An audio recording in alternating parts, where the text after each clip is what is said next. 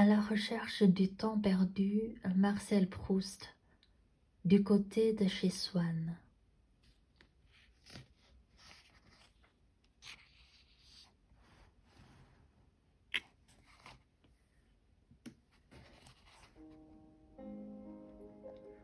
Longtemps, je me suis couchée de bonne heure.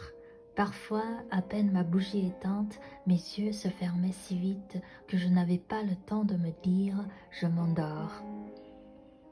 Et une demi-heure après, la pensée qu'il était temps de chercher le sommeil m'éveillait. Je voulais poser le volume que je croyais avoir encore dans les mains et souffler ma lumière. Je n'avais pas cessé en dormant de faire ces réflexions sur ce que je venais de lire, mais ces réflexions avaient pris un tour un peu particulier. Il me semblait que j'étais moi-même ce dont parlait l'ouvrage. Une église, un quatuor, la rivalité de François Ier et de Charles Quint. Cette croyance survivait pendant quelques secondes à mon réveil.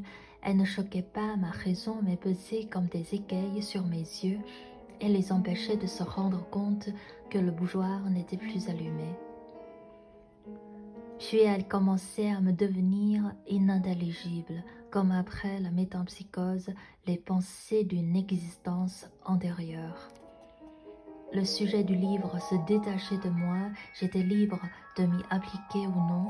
Aussitôt, je recouvrais la vue et j'étais bien étonnée de trouver autour de moi une obscurité, douce et reposante pour mes yeux, mais peut-être plus encore pour mon esprit, à qui elle apparaissait comme une chose sans cause, incompréhensible comme une chose vraiment obscure. Je me demandais quelle heure il pouvait être. J'entendais le sifflement des trains qui, plus ou moins éloignés, comme le chant d'un oiseau dans une forêt, relevant les distances, me décrivait l'étendue de la campagne déserte où le voyageur se hâte vers la station prochaine. Et le petit chemin qu'il suit va être gravé dans son souvenir par l'excitation qu'il doit à des lieux nouveaux, à des actes inaccoutumés, à la causerie récente et aux adieux sous la lampe étrangère qui le suivent encore dans le silence de la nuit, à la douceur prochaine du retour. J'appuyais tendrement mes joues contre les belles joues de l'oreiller qui, pleines et fraîches, sont comme les joues de notre enfance. Je frottais une allumette pour regarder ma montre. Bientôt minuit, c'est l'instant où le malade qui a été obligé de partir en voyage et a dû coucher dans un hôtel inconnu, réveillé par une crise, se réjouit en apercevant sous la porte une raie de jour. Quel bonheur! C'est déjà le matin.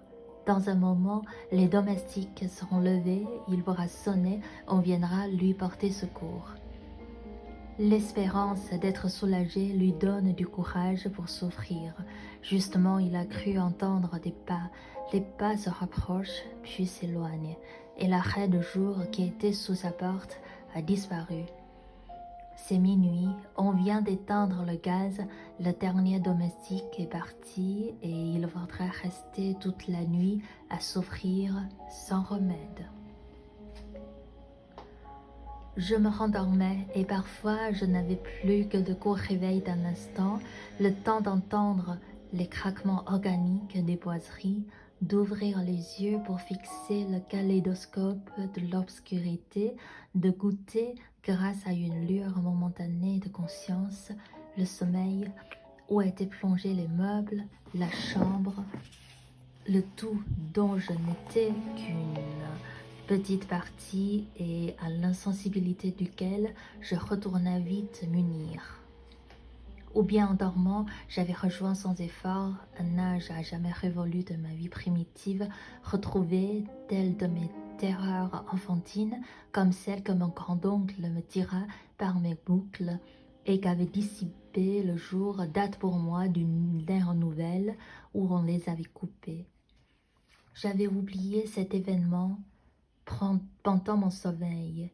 J'en retrouvais le souvenir aussitôt que j'avais réussi à m'éveiller pour échapper aux mains de mon grand-oncle, mais par mesure de précaution, j'entourais complètement ma tête de mon oreille avant de retourner dans le monde des rêves.